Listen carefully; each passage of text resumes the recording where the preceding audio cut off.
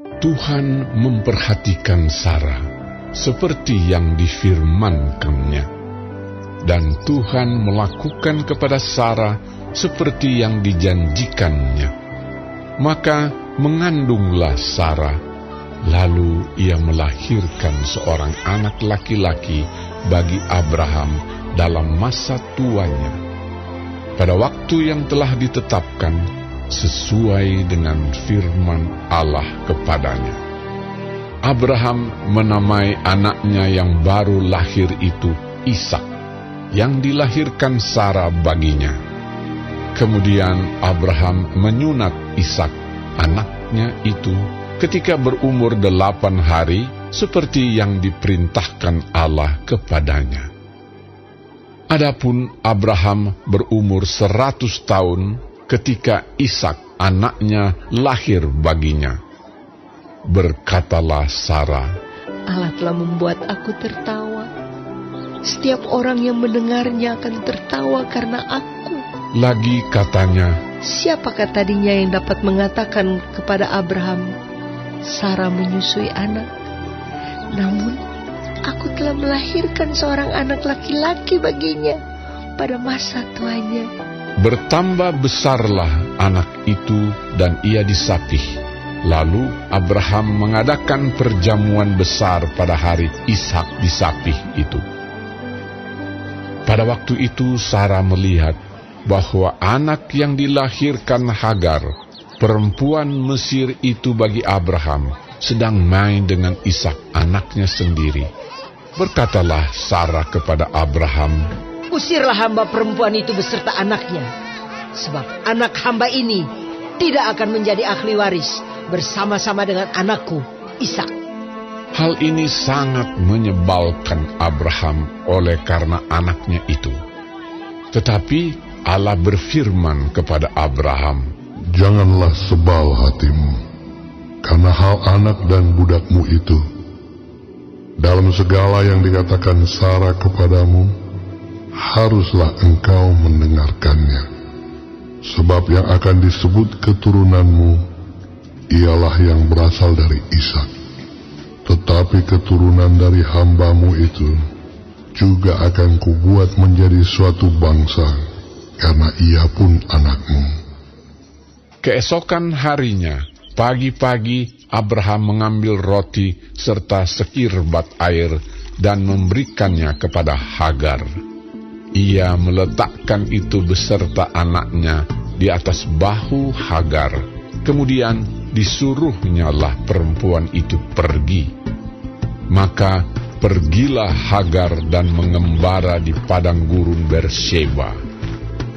Ketika air yang dikirbat itu habis, dibuangnyalah anak itu ke bawah semak-semak, dan ia duduk agak jauh, kira-kira sepemanah jauhnya, sebab katanya, tidak tahan aku melihat anak itu mati. Sedang ia duduk di situ, menangislah ia dengan suara nyaring. Allah mendengar suara anak itu, lalu malaikat Allah berseru dari langit kepada Hagar, katanya kepadanya, apakah yang kau susahkan, Hagar?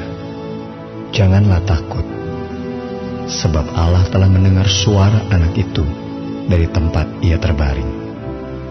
Bangunlah, angkatlah anak itu, dan bimbinglah dia, sebab aku akan membuat dia menjadi bangsa yang besar.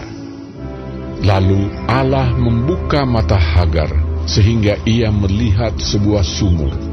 Ia pergi mengisi kirbatnya dengan air, kemudian diberinya anak itu minum.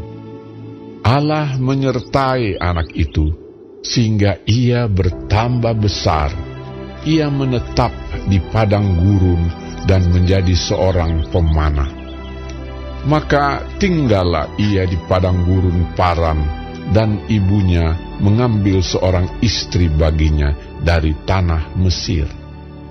Pada waktu itu Abimelek beserta Pikol, panglima tentaranya, berkata kepada Abraham, Allah menyertai engkau dalam segala sesuatu yang engkau lakukan.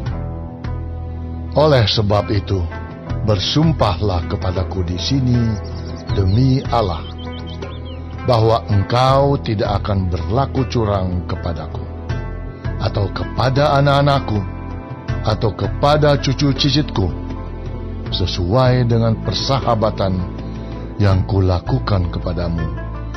Demikianlah harus engkau berlaku kepadaku dan kepada negeri yang kau tinggali sebagai orang asing. Lalu kata Abraham, Aku bersumpah. tetapi Abraham menyesali Abimelek tentang sebuah sumur yang telah dirampas oleh hamba-hamba Abimelek. Jawab Abimelek, Aku tidak tahu siapa yang melakukan hal itu. Lagi tidak kau beritahukan kepadaku, dan sampai hari ini belum pula ku dengar. Lalu Abraham mengambil domba dan lembu dan memberikan semuanya itu kepada Abimelek.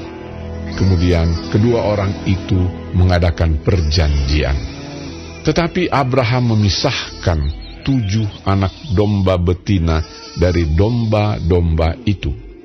Lalu kata Abimelek kepada Abraham, Untuk apakah ke-7 anak domba yang kau pisahkan ini? jawabnya, Ke-7 anak domba ini harus kau terima dari tanganku untuk menjadi tanda bukti bagiku, bahwa akulah yang menggali sumur ini. sebab itu orang menyebutkan tempat itu Bersheba, karena kedua orang itu telah bersumpah di sana. Setelah mereka mengadakan perjanjian di Bersheba, pulanglah Abimelek beserta Pikol, panglima tentaranya, ke negeri orang Filistin. Lalu Abraham menanam sebatang pohon tamariska di Bersheba dan memanggil di sana nama Tuhan Allah yang kekal. Dan masih lama Abraham tinggal sebagai orang asing di negeri orang Filistin.